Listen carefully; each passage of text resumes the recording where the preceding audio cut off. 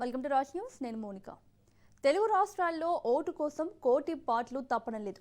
తెలంగాణలో special intensive revision దడ పుట్టిస్తోంది. Sir ప్రక్రియ ఓటర్ల పాలిట అగ్ని పరీక్షగా మారింది. మ్యాపింగ్ లోపాలు, అధికారుల అలసత్వం, క్షేత్రస్థాయిలో బిఎల్ఓల నిర్లక్ష్యం ప్రజలకు శాపంగా తయారైంది. సార్ ఇదేం గందరగోళం అంటున్నారు సామాన్య ప్రజలు.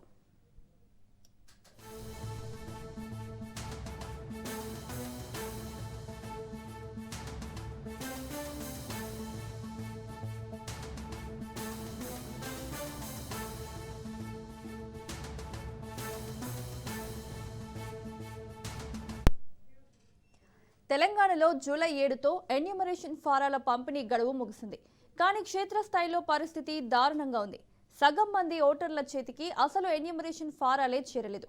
కొన్ని ఫారాలు బిఎల్ఓల దగ్గరే మూలుగుతుంటే మరికొన్ని ఫారాలు ఓటర్ల అడ్రస్ దొరక్క అటకెక్కాయి. ఇప్పటికే జూలై 24 వరకు పూర్తి చేసిన ఫారాలను సబ్మిట్ చేయాలంటూ ఎన్నికల సంఘం డెడ్లైన్ విధించింది. మరి ఫారాలే అందని ఓటర్లు జూలై 24 లోపు ఎలా పూర్తి చేస్తారనే సందేహాలు వినిపిస్తున్నాయి.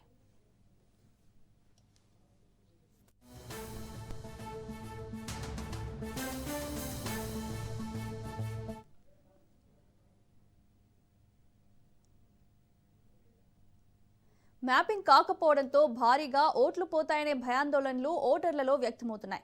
ఎస్ఐఆర్ ప్రక్రియలో లక్షలాది ఓట్లను తొలగించబోతున్నారా అనే అనుమానాలు ప్రజలను ఉక్కిరిబిక్కిరి చేస్తున్నాయి.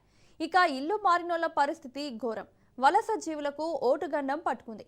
ఎన్యూమరేషన్ ఫారాల్లో అడ్రస్ ఉన్న చోట ఓటర్లు లేరు. ఓటర్లు ఉన్న చోటకి ఫారాలు రావడం లేదు. అంతా గందరగోళ పరిస్థితి నెలకొంది.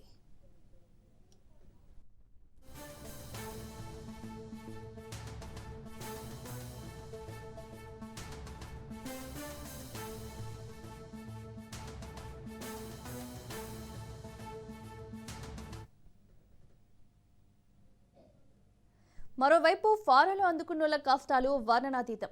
2002 నాటి అసెంబ్లీ సెగ్మెంట్ల పేర్లు రాయాలనే నిబంధనతో ఓటర్లు తలలు పట్టుకుంటున్నారు. కొత్త సెగ్మెంట్ ఏంటి, పాత సెగ్మెంట్ ఏంటి, ఫారంలోని ఒక్కో విభాగం చూసి ప్రజలు తికమక పడుతున్నారు. కొత్త కోడల్లో ఎన్యూమరేషన్లో తల్లిదండ్రుల పేరు రాయాలనే రూల్ మరింత కన్ఫ్యూజన్ క్రియేట్ చేస్తుంది. దీనిపై కనీస అవగాహన కల్పించాల్సిన బిఎల్ఓలు టైం లేదంటూ చేతులెత్తేస్తున్నారు. అనేక చోట్ల ఎన్యూమరేషన్ ఫారాలు ఎలా ఫిల్ చేయాలో చెప్పే నాదుడే కరువయ్యాడు.